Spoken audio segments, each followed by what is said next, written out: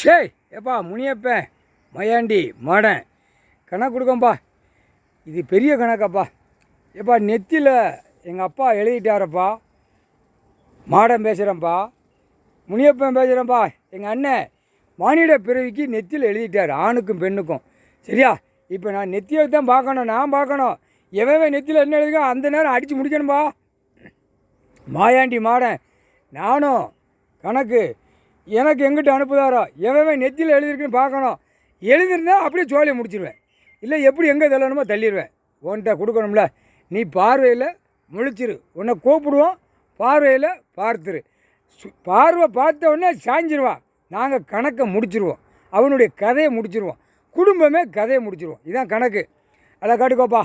அடுத்தாப்புல மைக்கு பிடிக்கான். மைக்கை பிடிச்சே தான் இப்போ 7 செம்மமாக இந்த கொடியை தூக்கி இப்போ மைக்கு வச்சு வாய்ஸ் தான் இப்போ இடத்த பூரா அழிச்சிட்டான். மைக்கு எல்லாம் எப்படி இருக்குது? சின்ன பேருக்கு ஒன்றுக்கு இருப்பான் பார்த்தியா, அதை மாதிரி கோணலாக இருக்கா, அதே மாதிரி தான் மைக்கு. ஏன்னா இப்படி சொன்னால் தான் இந்த தமிழ்நாட்டுக்குள்ளவே விவரமாக எடுப்பான். விவரமாக ஆஹா போட்டாரா கணக்கு, பெரிய கணக்காக போட்டார் ஐயா, படைக்காரு. படைச்சதவே நம்ம அசிங்கம் பண்ணதும் அதை ஓப்பன் ப்ளஸில் பப்ளிக்காக விடுதார் ஐயா. கைலாசத்துலேருந்து சனி கையிலேருந்து விடுதார் ஐயா அப்படின்னு பார்ப்பான். புரியுதா? அதனால் மைக்கு பிடிக்கிற காரணம், பெண்ணு வாங்க நான் மைக்கை பிடிச்சிருக்கேன், நான் நல்லா வாசிப்பேன் அப்படிங்க ஓட்டு முத்திரை கேட்கா. அடங்கி போகலன்னா நெத்தியில் எழுதிட்டார், சோழி முடிச்சிருவார். ஒழுங்காக போய் உழைச்சி திங்கணும் பொம்பளைலாம். மைக்கை பிடிக்கா, மைக்கை அடுத்தாப்புல கேட்டுக்கப்பா. இவன் மைக்கை பிடிக்கான். மைக்கை பிடிச்சதும் எனக்கு செயல் இழந்து போச்சு. யார்? அரசியல்வாதி கொடியை தூக்கி போகிறான்ல, எம்எல்ஏ, எம்பி, மந்திரி, முதலமைச்சர், தாய் இந்தியா நாடு முழுவதும் முதலமைச்சர், தாய் இந்தியா நாடு முழுவதும் மந்திரி, தாய் இந்தியா நாடு முழுவதும் எம்பி, தாய் இந்தியா நாடு முழுவதும் மந்திரி, கீழே பஞ்சாயத்து போர்டு, எம்எல்ஏ, இவனுங்களுக்கு பூராமே நாங்கள் மைக்கை பிடிக்கும். எங்களால் ஏழலை, எங்கள் குடும்பத்தில் எல்லோரும் இருக்காங்க, நாங்கள் மைக்கை பிடிக்கும். நீங்கள் ஓட்டு முத்திரை போடுறவங்க வாய்ச்சிருங்க.